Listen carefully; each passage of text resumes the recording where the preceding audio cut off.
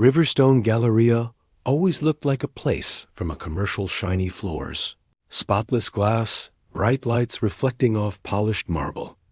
On a Saturday afternoon, it was packed. Laughter bounced off the walls. Perfume filled the air. And every store window showed mannequins dressed in clothes most people could only dream of buying. Maya Daniels walked in with her best friend, Lily Park, clutching the strap of her backpack a little tighter than usual. She tried to breathe in the excitement, not the nerves twisting in her stomach. "Okay," Lily said, bumping her shoulder playfully. "Big day, future detective." Maya gave a small laugh. "Relax, I'm not a detective. Yet." Lily said. "You've only been talking about this internship for, what, 3 months straight?" Maya couldn't deny it. The Youth Law Enforcement Internship Program had been her dream since the flyer landed in her lap at school. Interning with real officers, learning about investigations, shadowing detectives, this was her first real step toward becoming the kind of protector she wished more people had. She adjusted her hoodie and glanced around the mall. Most people didn't see a future officer when they looked at her. They saw a black girl in sneakers and a sweatshirt. A kid, a threat, or nothing at all. Notebook, pen, maybe a decent blazer if we find something on sale, she said, listing things off, more to calm herself than anything. Lily nodded. And a pretzel, non-negotiable. Obviously, Maya said, finally smiling. They headed toward a stationery store first, weaving through clusters of shoppers. Laughter, bags with designer logos, a couple posing for pictures near a fancy fountain. For a moment, Maya let herself just be a regular teen at the mall with her best friend. Then she felt it, that prickling sensation on the back of her neck. Someone. Staring dot, she glanced to the right and saw him standing near the young entrance to a luxury watch store, the mall security guard. Stocky build, pressed uniform, heavy belt with a radio clipped on. Mark Jeffries. She didn't know his name yet, but she knew his type. The kind who watched certain people a little closer than others. He wasn't paying attention to the loud group of white boys roughhousing by the escalator, or the girl shoving clothes into an overfilled bag. His eyes were locked on her dot. Maya looked away quickly, pretending not to notice. "Come on, the notebooks are this way," she said to Lily Dot as they walked into the store. Lily leaned in. "So, is it just me, or is Captain Security over there burning holes in your hoodie with his eyes?" Maya picked up a planner from the shelf and opened it, trying to sound casual. "I'm used to it." Lily frowned. "You shouldn't have to be." "I know," Maya said softly. "But I am." She flipped through the pages, even though she wasn't really seeing them. Her mom always said, "Be aware, but don't let them control your every move." So she tried. She focused on the sound of Lily talking about pastel highlighters and sticky notes. The soft instrumental music playing inside the store. The soft buzz of her phone. Her phone. She pulled it out and saw a message from her mom. "Mom, don't forget your badge. It's a big day. Proud of you." Maya's heart warmed. She slid the phone back into her pocket and reached into her backpack for just a second, feeling the small leather badge case tucked safely inside. She never brought it out unless she needed to. To most people, she was just a teen. But that little badge meant something. It meant someone believed she had what it took to wear one for real someday. She zipped the bag. Again, just as she caught something in the corner of her eye. Mark was closer now. He pretended to study a store directory, but his eyes kept jumping back to her. Every time she moved, they followed.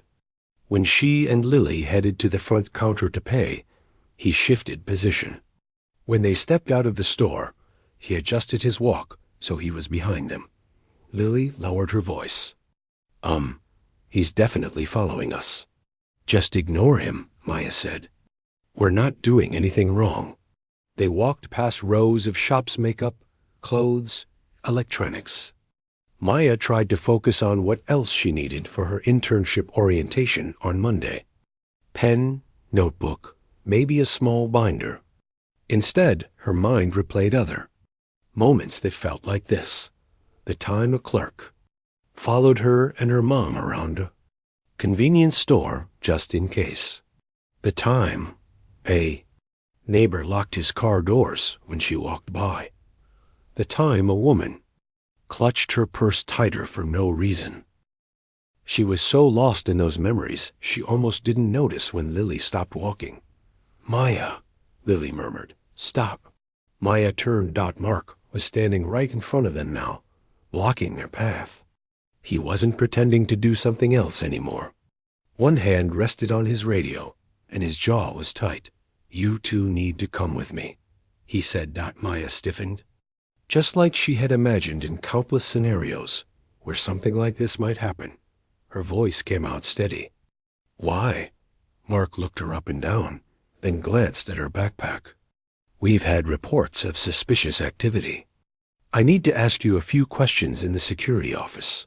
Lily frowned. "Suspicious activity? We literally just bought notebooks." "It's not your job to question me," Mark replied sharply. His eyes slid past Lily and landed on Maya again. "Let's go." Maya's heart beat faster, but her face stayed calm. Years of watching her mother handle tense situations had taught her one thing: never let them see you break. "What did we do?" Maya asked, her voice controlled. "Did someone say we stole something?" Mark's lip curled slightly. "You've been lingering around high-end stores, acting nervous, looking at merchandise like you planned to walk out with it. You fit a profile." Lily's mouth fell open. "A profile?" She fit a profile because she looked at stuff she can't afford. Everyone does that at a mall. Mark narrowed his eyes. "Calm down, or you can wait outside." Maya felt dozens of invisible eyes settling on them. People slowed their steps. Some pretended not to look while very obviously looking. Someone pulled out a phone. Another person whispered, "What did they do?" Her throat tightened. "Here we go," she thought. "I'm not going anywhere until you tell me what you're accusing us of," she said quietly. Mark stepped closer, lowering his voice, but not enough that others couldn't hear. "Kids like you don't belong in high-end stores," he said. "Now, are you coming willingly, or do I need to call for backup?" The words hit harder than a shove. "Kids like you." Maya's fingers brushed the zipper of her backpack again, feeling the outline of the badge inside. Lily turned to her. "Maya, we don't have to go with him, right? You didn't do anything." "This is messed up." Maya drew in a slow breath. Her mind raced her trainer at the program, her mother's stories, her own dreams. She could feel Mark's eyes on her, waiting for her to snap, to panic, to prove whatever ugly idea he held in his head. Instead, she lifted her chin. "We're not criminals," she said. "We came here to shop." Mark's jaw clenched. "You can explain that in the office," he said. Loud enough for nearby shoppers to hear, he added, "If you've got nothing to hide, there shouldn't be a problem." The murmur around them grew heavier. Someone shook their head. Another person muttered, "Just go with him." No one stepped closer. Maya swallowed hard. For a moment, fear tugged at her fear that this could get worse. Fear that no one would believe her. Fear that even with all her training, she was still just a black teen in a hoodie to people like him. But under the fear, something else flickered. Not yet, she told herself. Not yet. She shifted her backpack on her shoulder and met his stare head on. "Fine," she said. "We'll come. But you're going to regret treating me like this." Mark smirked like he'd heard it all before. "We'll see," he said. What he didn't know was that she wasn't threatening him. She was promising him the truth. Mark walked behind them, just close enough that Maya could hear the slight jingle of keys on his belt and the crackle of his radio. "Every few steps," he said, "keep moving, like they might run at any second." People parted in front of them, the way they might for an ambulance, only this time it wasn't respect. It was curiosity, fear, judgment, heads turned. Eyes lingered on Maya's hoodie, her backpack, her skin. Lily walked at her side, chin high, cheeks flushed with anger. "This is ridiculous," she muttered. "We literally bought notebooks." "That's it." "Lily," Maya whispered, "just don't make it worse." "How am I making it worse?" Lily shot back softly. "He's the one acting like you robbed a bank." They passed a group of adults near the food court. One woman frowned and whispered to the man next to her. The man shrugged and said, not as quietly as he thought, "Well, they must have done something." Those words pressed into Maya's shoulders like weight. They reached a hallway off to the side of the main area, where a sign on the wall read, "Authorized personnel only." Mark stopped and swung around in front of them again. "Turn around," he said to Maya, putting out his hand. "Bag."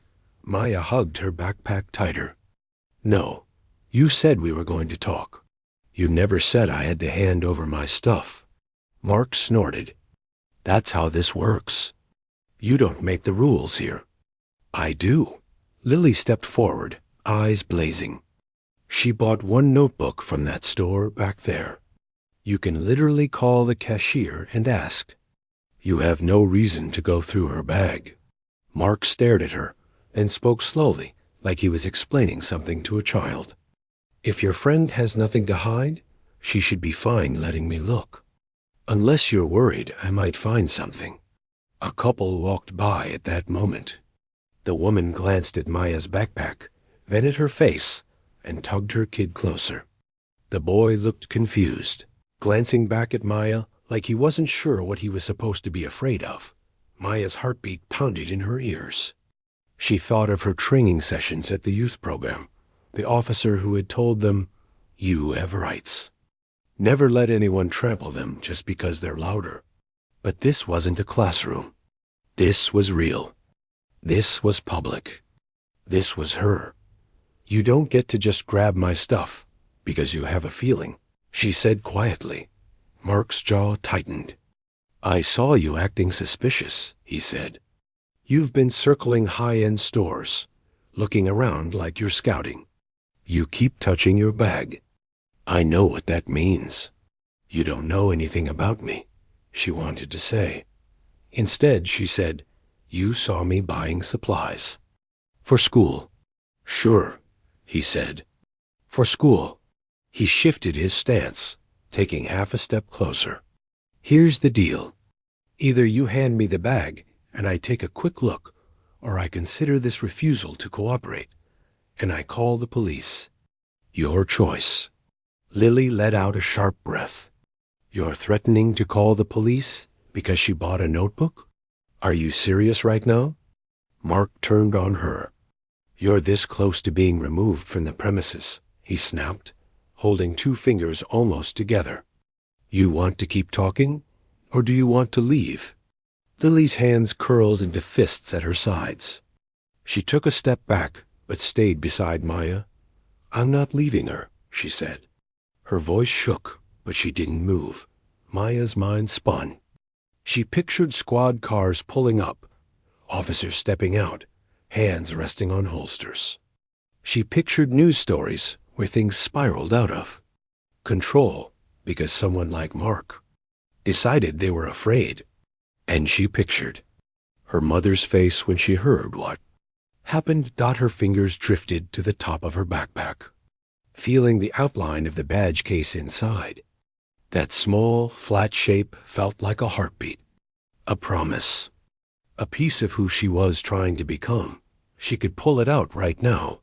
She could slam it on him, flip the power dynamic in 1 second. But something kept her from doing it. Maybe it was pride.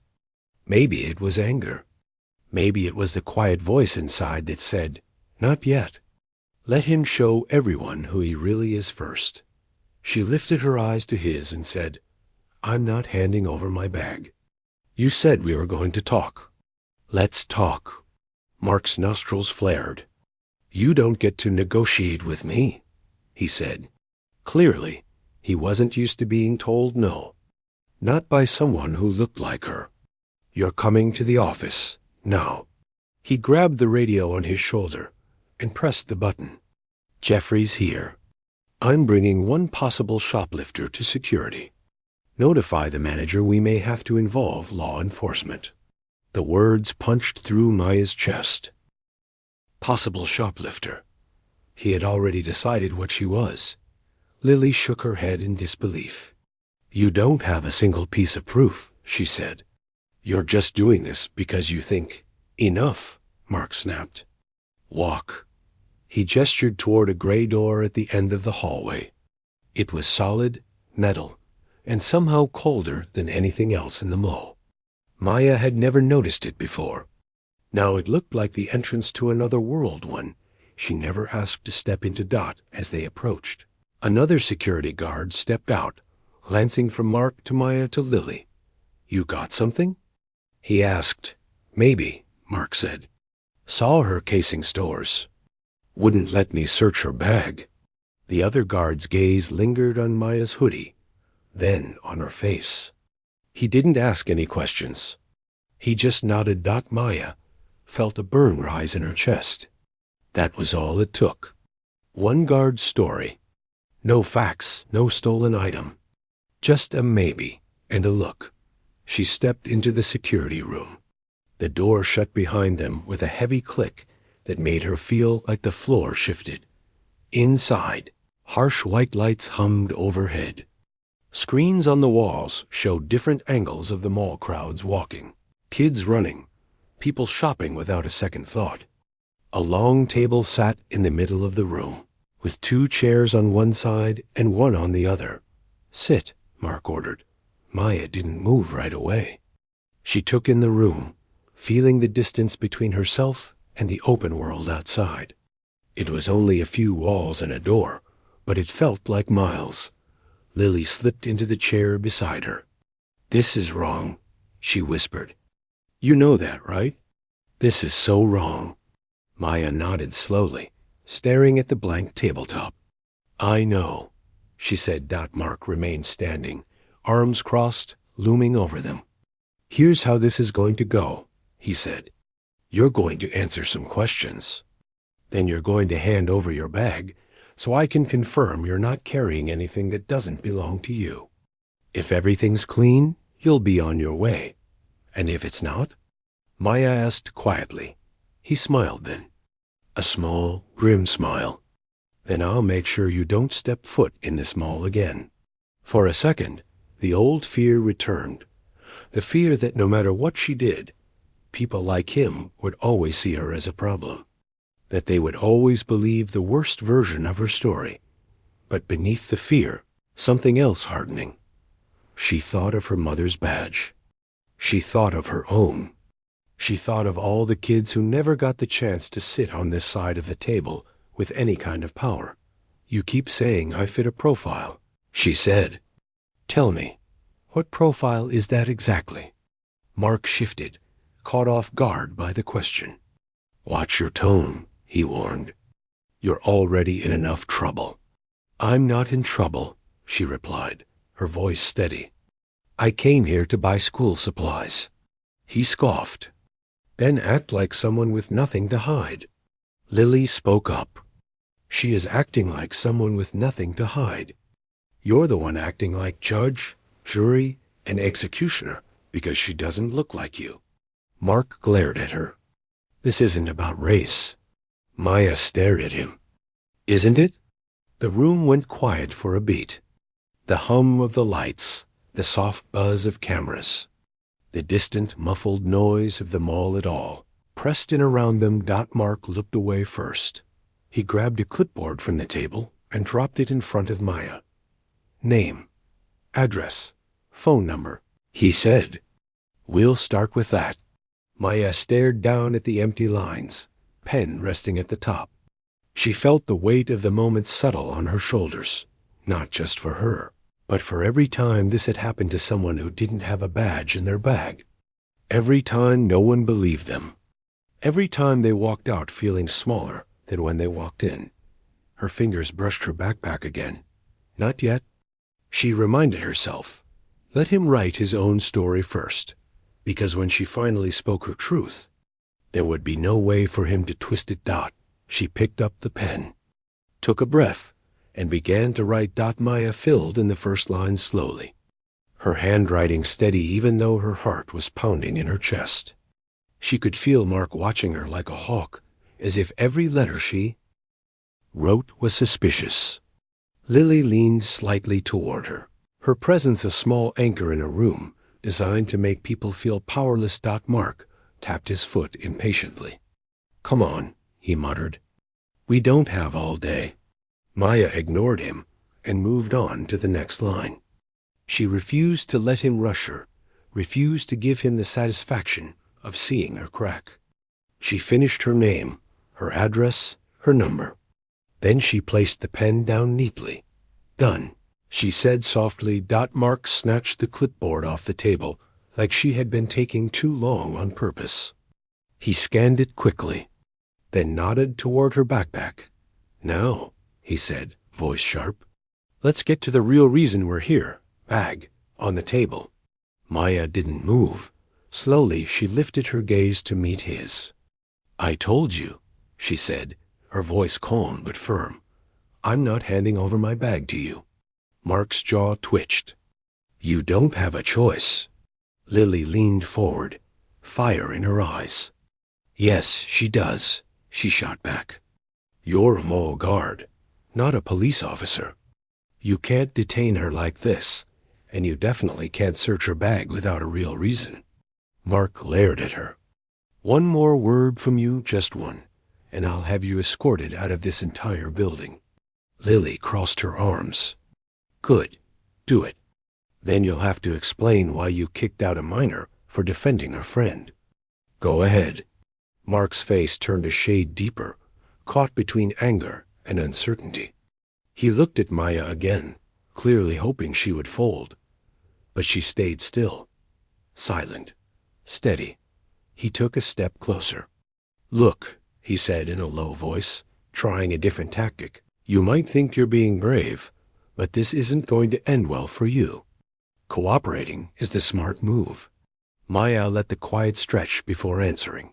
My mom taught me something, she said quietly. She told me you don't have to let people strip away your dignity just because they think they can. Mark scoffed. Yeah? And who exactly is your mom? Maya didn't answer. She didn't have to.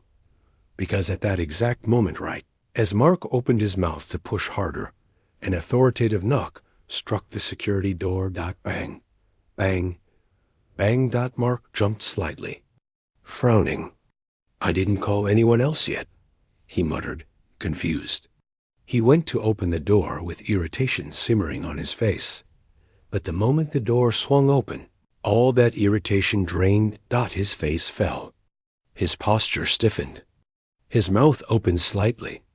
But no sound came out, because standing in the doorway was Sergeant Carla Daniels, Maya's mother. Her uniform was crisp, her badge gleaming, her expression deadly calm. Good afternoon, she said, stepping inside.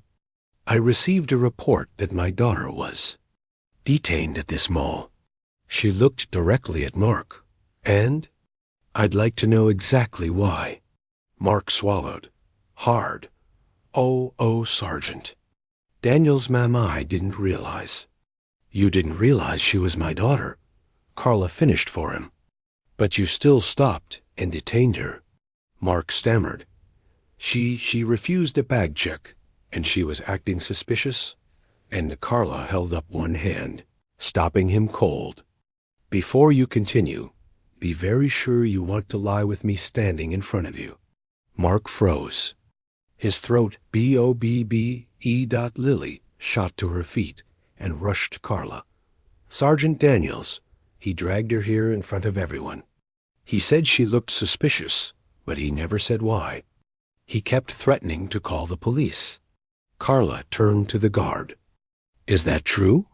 Mark fidgeted with his belt. She looked nervous. I thought. You thought what? Carla asked, her voice cool but sharp. That she didn't belong here? That she couldn't afford something? That she must have been planning to steal? Mark's silence said everything. Carla walked toward Maya then, her expression softening. Are you okay, baby? Maya nodded. Yeah, Mom, I'm okay. Then she reached into her backpack and slowly pulled out her youth law enforcement badge. The metal glinted under the fluorescent lights. Mark's face drained of color. Maya held the badge with both hands and looked him in the eye. I wasn't acting nervous, she said. I was excited. Today is my first day as an intern with the police department. I came here to buy a notebook. She paused. And you tried to turn me into a criminal. A gasp came from the hallway. Several people had gathered outside the room. Watching through the open door, Carla turned toward Mark again. This is racial profiling, she said. Plain and simple. No, ma'am. You detained her without cause. Carla cut in. You threatened her. You attempted to search her belongings. You recorded her as a possible shoplifter without a shred of evidence. Her voice hardened. This isn't just bad judgment. This is misconduct. Mark looked at the floor, sweat beading on his forehead. I didn't mean. I was just doing my job. No, Carla said firmly. You were abusing it.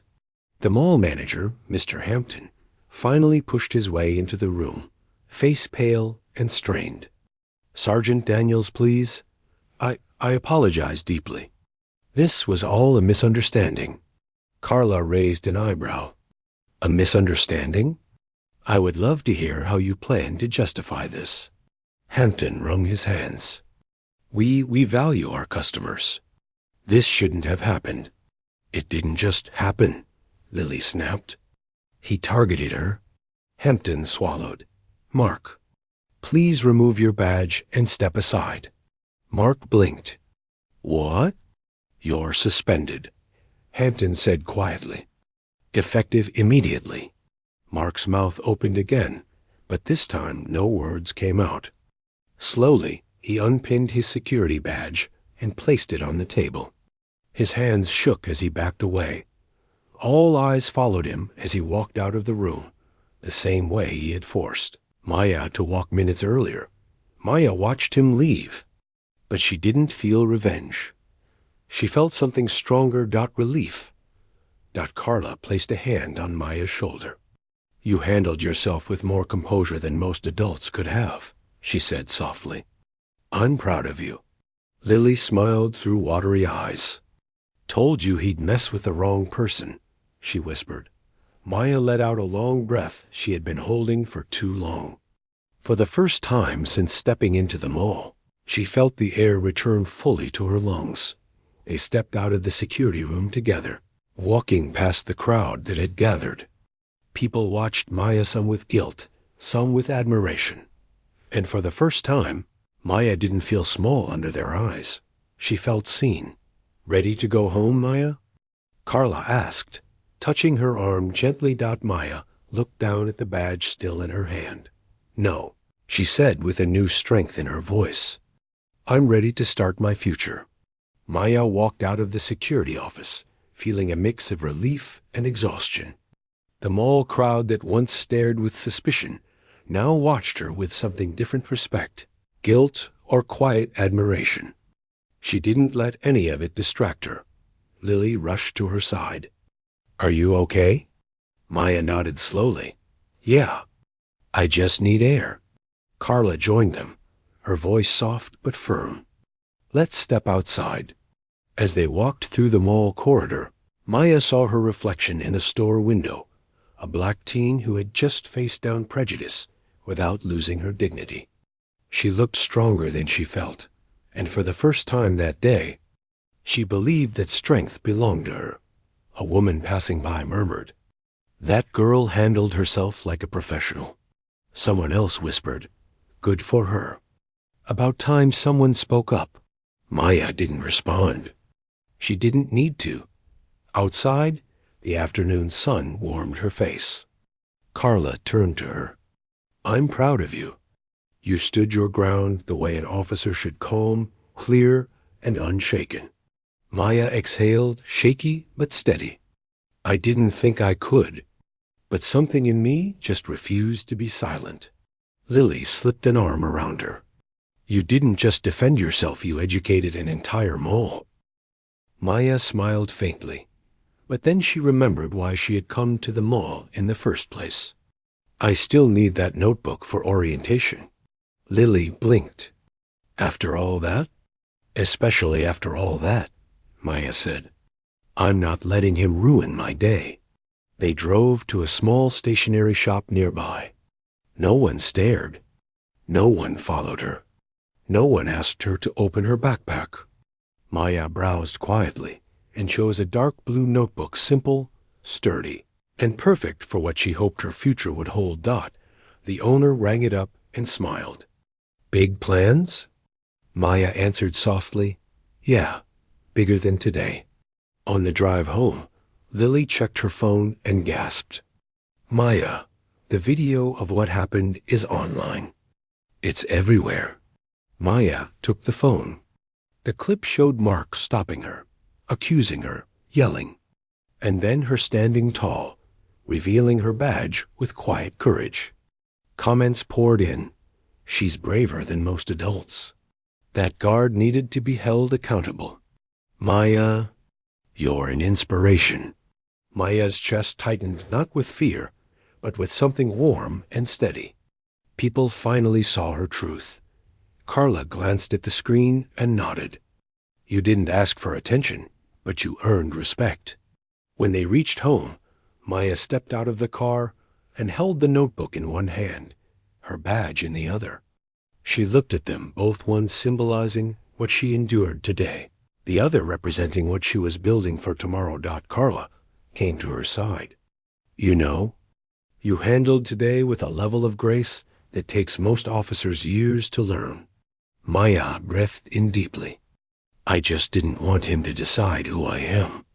"And he didn't," Carla said. "You decided that." Inside the house, Maya set her notebook on the table and placed her badge gently on top of it. She didn't feel like hiding it anymore. Lily texted her one last message before going home. "Today didn't break you. It shaped you?" Maya smiled. She knew that was true. Tomorrow, she would walk into her internship with the same badge Mark tried to use against her. Only now, she carried it with pride instead of fear. And as she looked at her reflection in the hallway mirror, she whispered to herself, "They stopped me because they saw a threat. But the real threat was the truth I carried." Because today, she didn't just stand up to a guard. She stood up for every kid who had ever been judged before being understood. And she walked forward head high, heart steady, ready to become the protector she once needed.